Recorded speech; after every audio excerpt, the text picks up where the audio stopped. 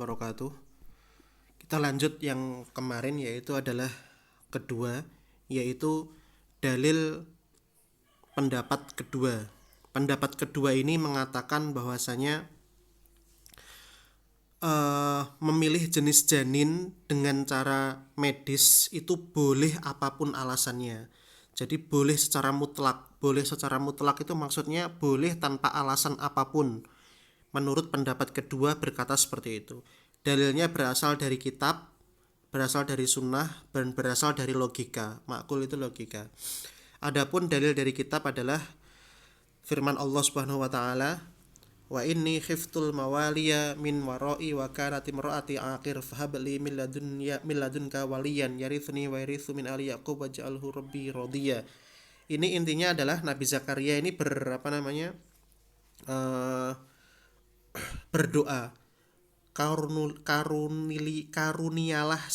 karuniakanlah kepada saya keturunan. Nah, ini Nabi Zakaria berdoa kepada Allah seperti itu. Adapun wajhu dalalahnya, dalilnya bagaimana? Dalilnya kok bisa hanya dengan doa seperti itu kok diperbolehkan, bisa disimpulkan ini sebagai dalil untuk memperbolehkan memilih jenis janin dengan cara medis. Anna Nabi Zakaria da'a rabbahu talaban minhu ayyahibahu ghulaman zakaron. Jadi Nabi Zakaria itu berdoa kepada Allah meminta supaya diberikan anak laki-laki. Wa min syurutid doa alla yas'ala ad-da'i amran muhraman. Syarat daripada doa itu tidak boleh doa meminta sesuatu yang diharamkan. Berarti kalau Nabi Zakaria itu berdoa dan berdoanya meminta anak laki-laki, berarti itu berusaha untuk mendapatkan anak laki-laki itu boleh. Karena doa yang diperbolehkan itu adalah doa yang boleh dilakukan perbuatannya. Sementara doa yang tidak diperbolehkan adalah doa yang diharamkan. Nah, maka daripada itu kalau misalkan Nabi Zakaria berdoa meminta anak laki-laki, berarti secara logika berusaha untuk mendapatkan anak laki-laki itu juga boleh. Nah, seperti itu. Wajud dalalahnya seperti itu. Oke, munakosahnya enggak usah ya, terlalu panjang munakosahnya itu. Nah, kemudian ayat Al-Qur'an yang kedua.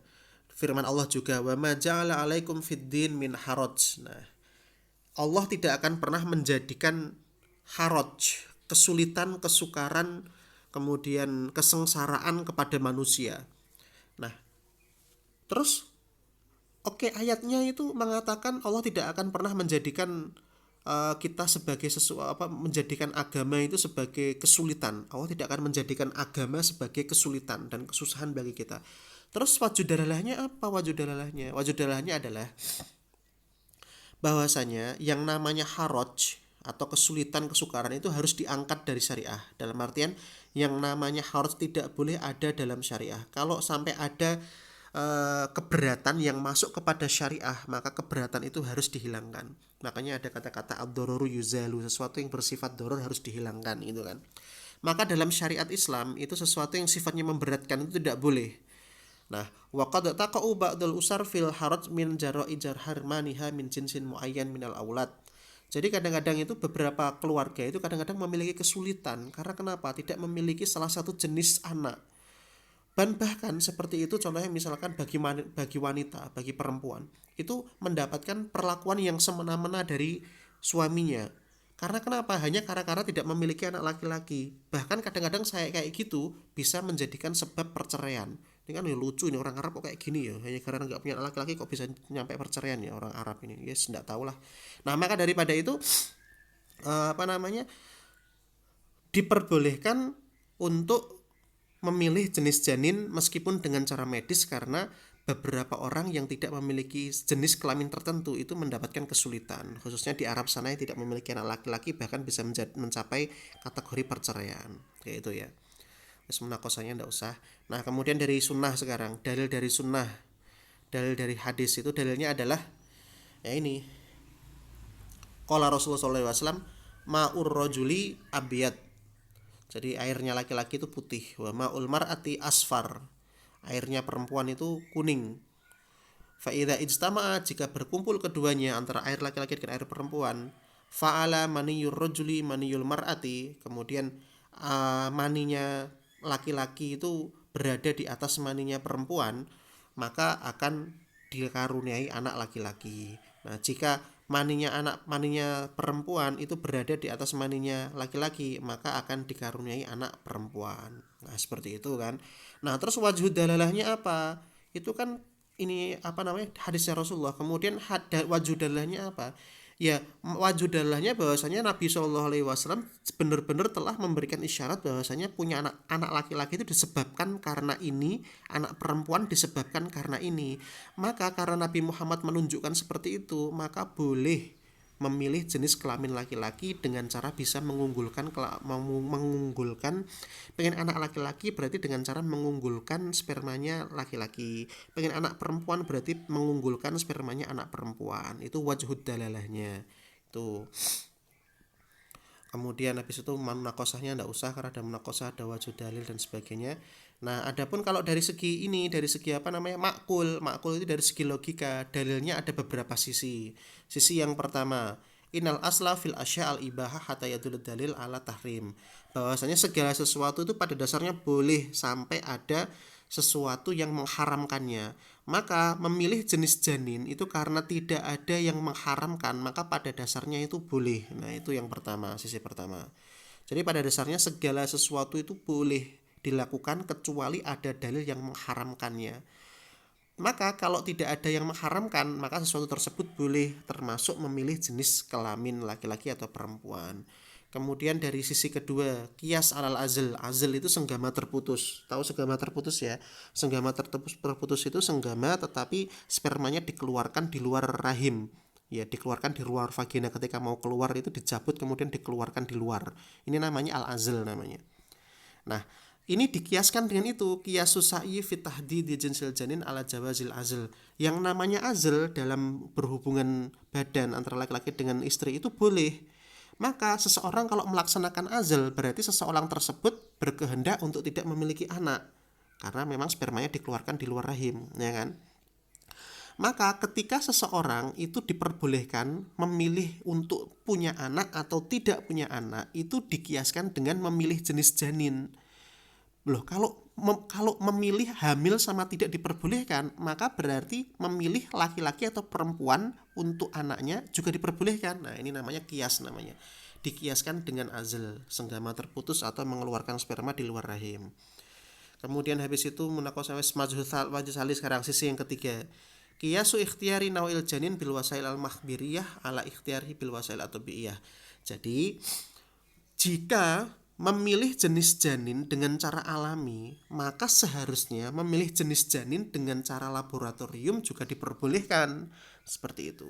Jadi dikiaskan antara memilih jenis janin dengan cara laboratorium dengan memilih jenis janin dengan cara alami, itu dikiaskan hasilnya maka boleh. Itu pendapat yang kedua, itu pendapat kedua yang mengatakan bahwasanya memilih jenis janin dengan cara medis diperbolehkan.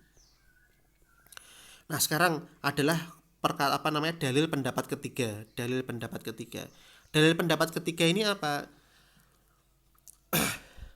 Pendapat ketiga ini berpendapat bahwasanya boleh menentukan jenis kelamin janin dengan cara medis asalkan dalam keadaan darurat ataupun berada dalam keadaan hajah, yang dimana hajah ini posisinya berada dalam posisi darurat. Nah, itu boleh, tapi dengan syarat.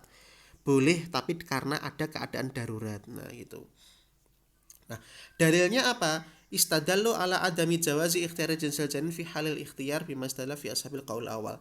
Dalilnya juga dalil-dalil pendapat pertama. Jadi pendapat pertama ini juga dijadikan dalil yang tidak memperbolehkan.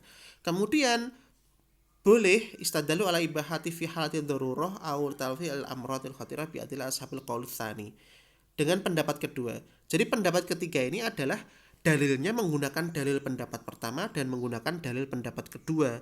Kemudian habis itu pendapat pertama kan tidak memperbolehkan, sementara pendapat kedua kan memperbolehkan. Kemudian disatukan yang memperbolehkan dalilnya ini, yang tidak memperbolehkan dengan dalilnya ini, tetapi dia mengikatnya dengan syarat-syarat yang ketat. Nah, itu. Jadi boleh dalam keadaan darurat. Keadaan darurat itu apa?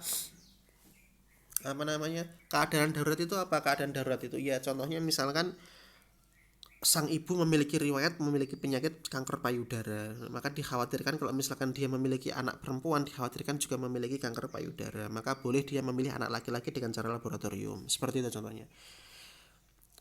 Nah, kemudian ini ada batasan-batasannya. Yang nomor 3 ini kan boleh, tapi bolehnya dengan syarat.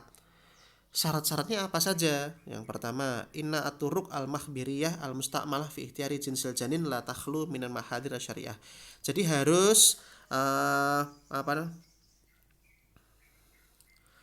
kemudian walati minha kashful aurat al mukhladah li istikhrajil biyadat wa iadatir rahmi wa tamal al khilatal ansa.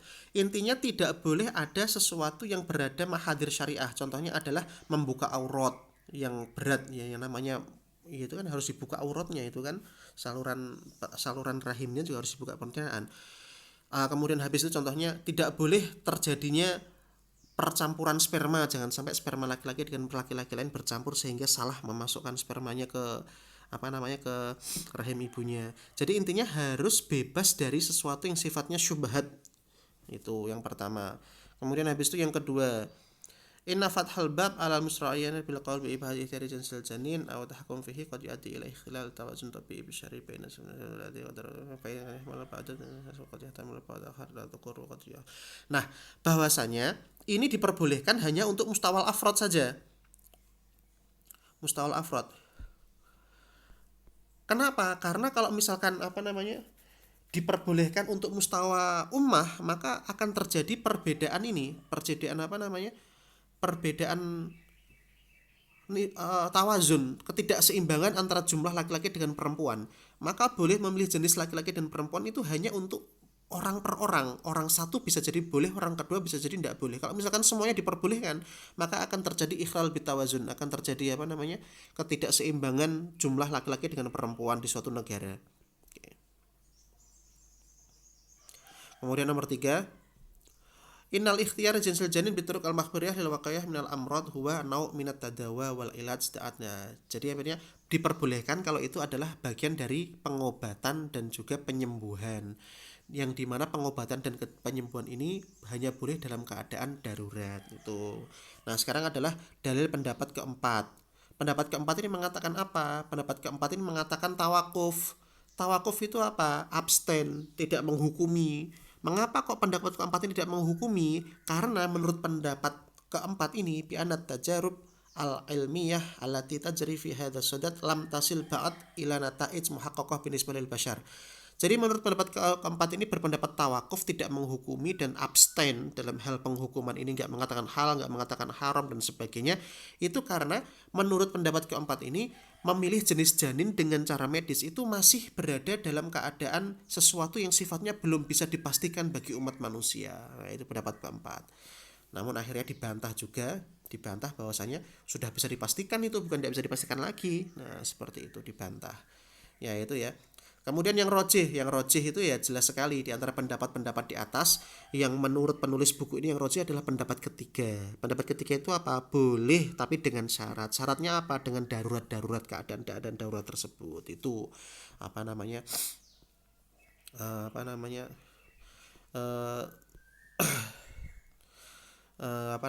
yang rojih seperti itu. Sekarang asbabur rojahani, sebab kenapa kok yang pendapat ketiga itu rojih. Pendapat ketiga kan yang rojih, yaitu yang boleh tapi dengan syaratnya.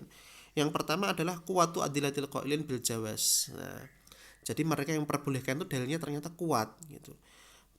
Namun ketika dalilnya kuat tetapi juga bisa dalilnya yang melarang itu juga kuat. Jadi dalil yang memperbolehkan itu kuat, dalil yang melarang juga kuat. Nah, itu. Kemudian habis yang kedua adalah al-akhdhu bihadzal qaul fihi i'malul adillah al-mubihin wal mani'in faqana aula. Jadi pendapat ketiga itu adalah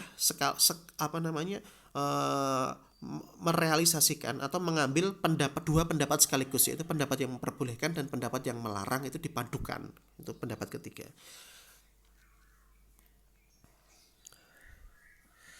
Yang pendapat ketiga contoh ketiga idal qaul bil jawaz lid darurah yuaddi ila istifadah min hadhihi at-taqniyah wa istijlab ma yartadu miha manafi wa dar'an ma qad yatajannahu minal makhatir. Jadi pendapat ketiga itu bisa bisa mendatangkan manfaat. Manfaatnya apa? Ya seseorang yang berada dalam keadaan darurat memang ya harus diizinkan gitu kan. Dan juga bisa apa namanya? Bisa melarang, bisa mencegah kemudorotan. Kemudorotan itu apa? Ya ini sifatnya hanya untuk mustawal afrod. Kalau untuk mustawal ummah tetap nggak boleh. Karena kenapa? Kalau diperbolehkan mustawal ummah, nanti akan terjadi ketidakseimbangan jumlah laki-laki dengan perempuan.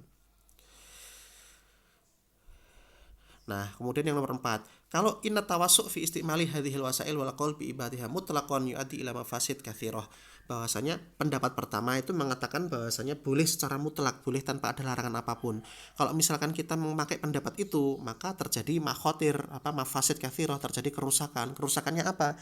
Ya sering saya sebutkan, kerusakannya adalah terjadi ketidakseimbangan jumlah laki-laki dengan perempuan.